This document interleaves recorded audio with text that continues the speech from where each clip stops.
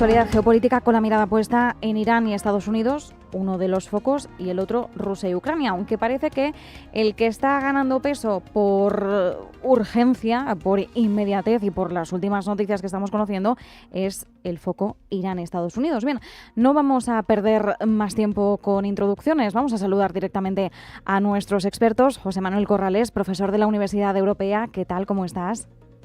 ¿Qué tal? Buenas tardes. Nos acompaña también Miguel Villarejo, corresponsal económico en The Objective. Miguel, muy buenas tardes. Muy buenas tardes, encantado de estar aquí con vosotros. Muchísimas gracias a ambos por acompañarnos. Una tertulia más. Bueno, voy a cambiar las tornas porque primero mi idea era empezar por Rusia y Ucrania, que parecía que era lo último de lo último, pero a pesar de que ayer se cerraba esa cumbre Estados Unidos-Irán, lo último que vamos conociendo es que esto, pues de cerrar, o al menos en términos cordiales, hasta la próxima reunión, nada de nada. Voy a hacer una breve recapitulación de contexto por si hay algún oyente que se nos haya perdido, pero ayer se reunían en Ginebra las delegaciones de Estados Unidos e Irán. A priori se cerraba todo en buenos términos, con la promesa y el compromiso de que cada delegación elaborara unos borradores para un futuro acuerdo del programa nuclear.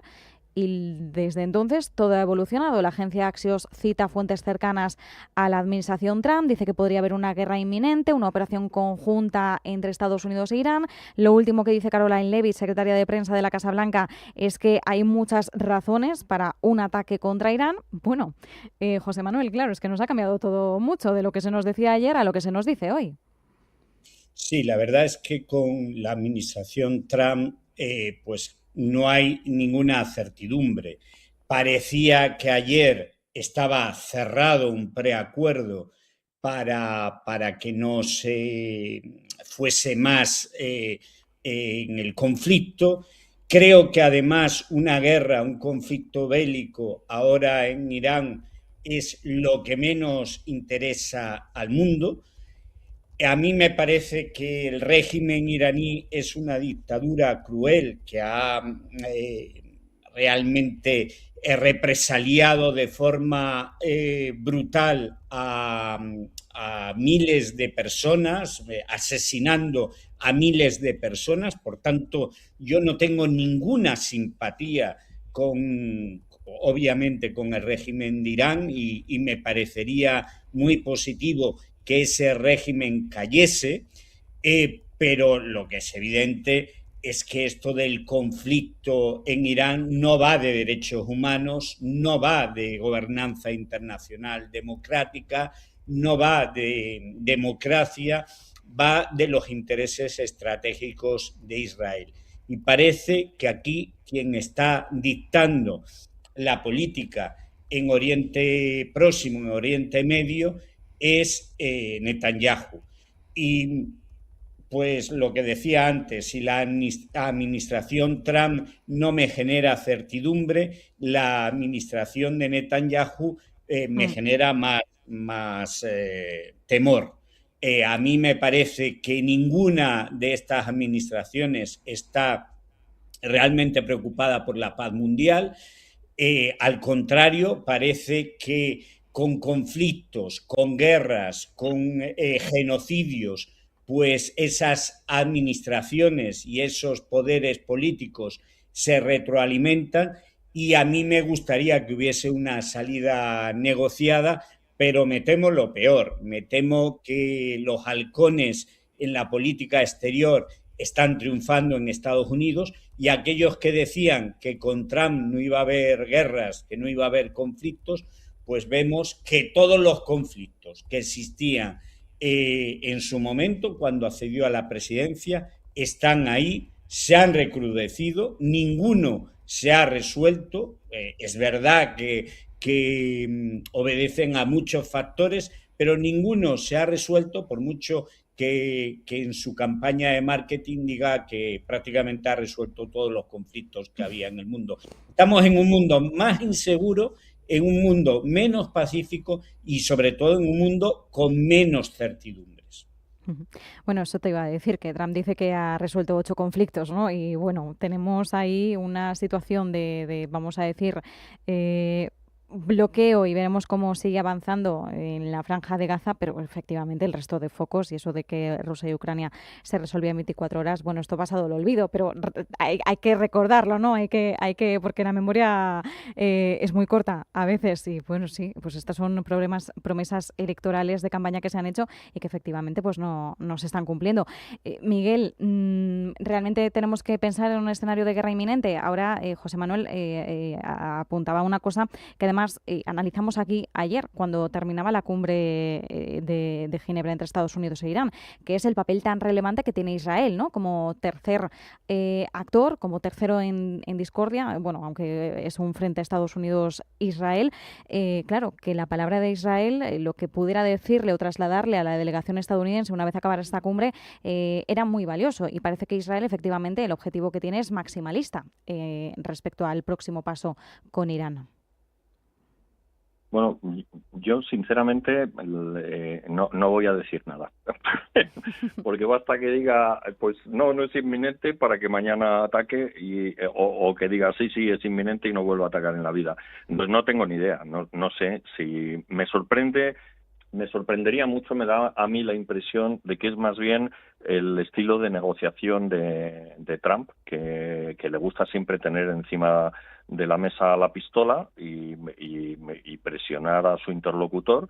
Aparentemente, desde luego, las apuestas en Polymarket, que es el mercado de predicción, asignaban una probabilidad de acuerdo del 50% frente al 30% de hace unas semanas. Es decir, parecía que estaba bastante cerca y que Irán estaba dispuesto a aceptar una paralización de su programa nuclear a cambio de que se levantaran las sanciones y aunque no quería renunciar del todo al enriquecimiento y el problema ya estaban negociando el enriquecimiento, es decir, el precio. Parecía que estaba todo de acuerdo y de repente surgen otra vez las alarmas. Yo creo que Israel ahora mismo no tiene ningún interés en una guerra a gran escala con Irán, pero sí es verdad que considera una amenaza existencial el que Irán tenga bombas atómicas. Israel es un país pequeño, la población está muy concentrada en unas pocas ciudades y con un misil balístico con una ojiva nuclear, pues prácticamente acabaría con la mitad de la población en una oleada con que llegaran un par de misiles a Israel. Entonces, para Israel es absolutamente fundamental que Irán no desactive su programa nuclear.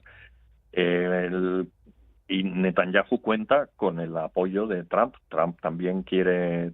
Trump es muy bruto. Y efectivamente, si hay algún presidente que está dispuesto a seguirle el juego a Netanyahu, ese es Trump.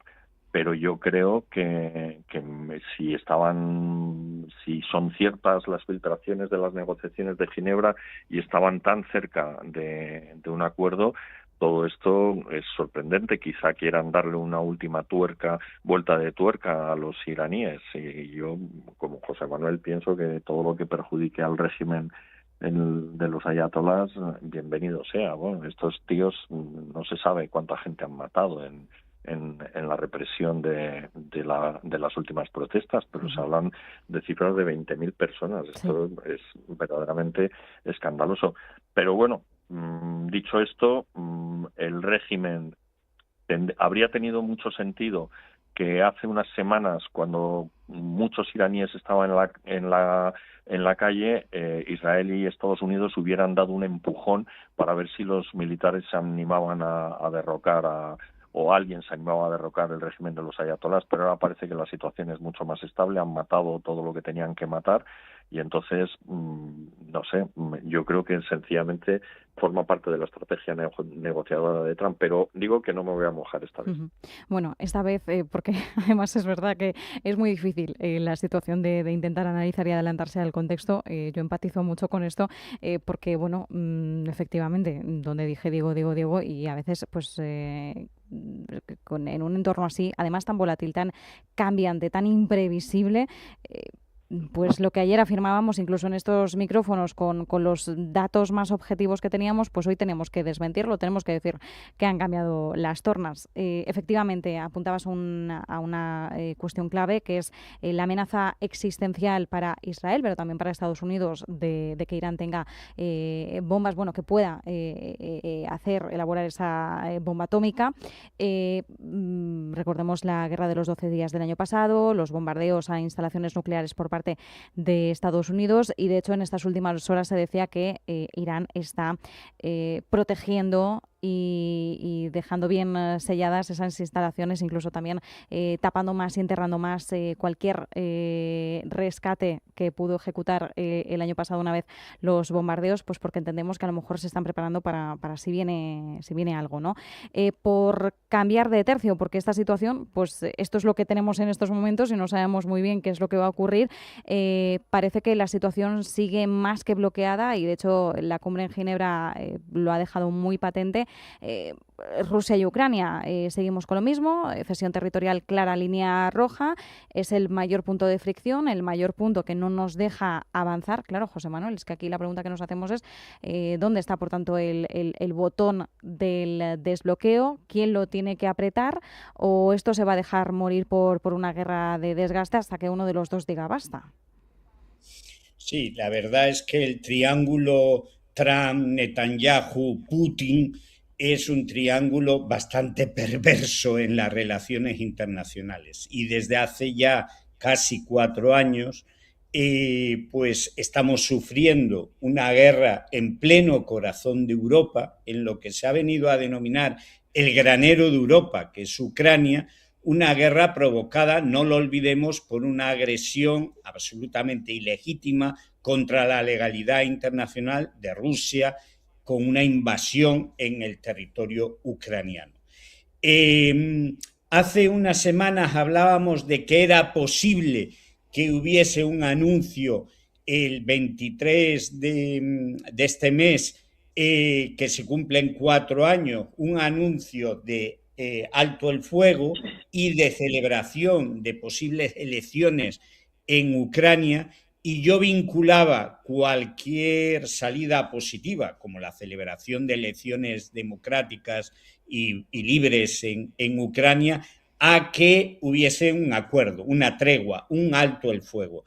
Me parecía difícil, aunque yo sí pienso que en este camino, por desgracia, después de decenas de miles de muertos, después de millones de desplazados, después de tanto sufrimiento y tanta sangre, después de 4 años de guerra, sí que creo que ya hay posibilidades de alcanzar, espero que lo antes posible, un principio de acuerdo. Lo que pasa que un principio de acuerdo debe servir para una paz duradera, y para que haya paz duradera hay que contar obviamente con Ucrania y hay que contar obviamente con la Unión Europea. Yo creo que una de las bases de esa paz duradera, estable y con garantías, es que Ucrania pase a formar parte de Europa por la vía que se considere oportuna, por una vía negociada, digo de Europa, no digo de la OTAN,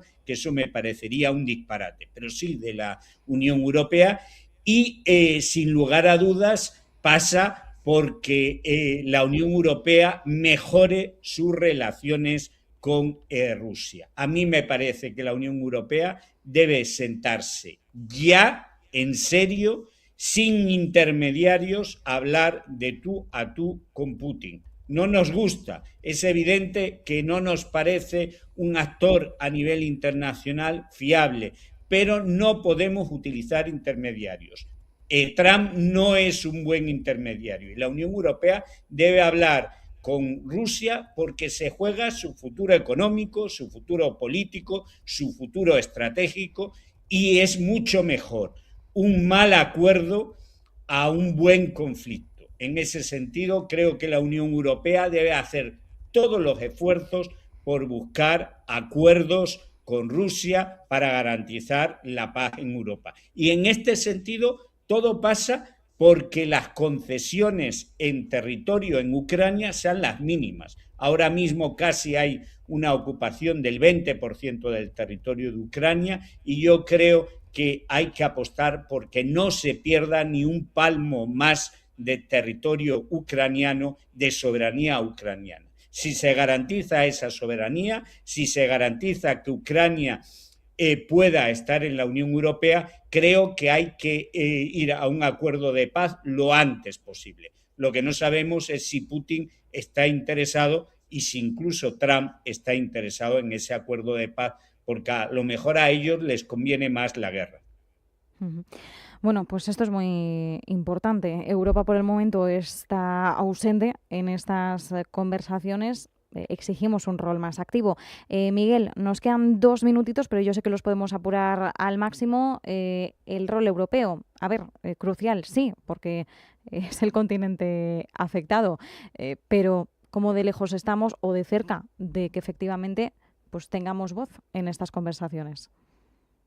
Bueno, pues yo estoy de acuerdo en que deberíamos tener un papel más relevante, pero me recuerda aquella anécdota de cuando el ministro de Exteriores francés le dijo a Stalin que dejara de perseguir a los católicos rusos porque así no tendría problemas con el Vaticano.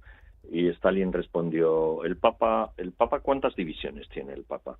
Pues ese es un poco el problema de Europa. Europa no tiene divisiones, no tiene capacidad militar para torcer el brazo o dar un giro definitivo a la guerra. O sea, si Europa estuviera dispuesta a ir al frente, codo con los ucranianos, a empujar a Rusia a las fronteras previas a la invasión, esto, pues sí, podría sentarse en una mesa de negociación y Putin seguramente la atendería.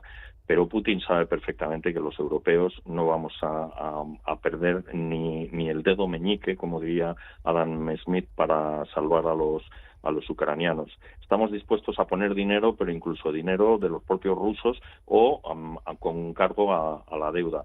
Entonces, en esas condiciones es muy difícil que podamos torcer la voluntad de Rusia. Por el contrario, Estados Unidos no solo es el que está armando a los ucranianos, sino que Putin sabe perfectamente que si los Estados Unidos deciden entrar en una guerra, entran y envían a los marines y envían ahí fuerzas de choque. Pues con esto...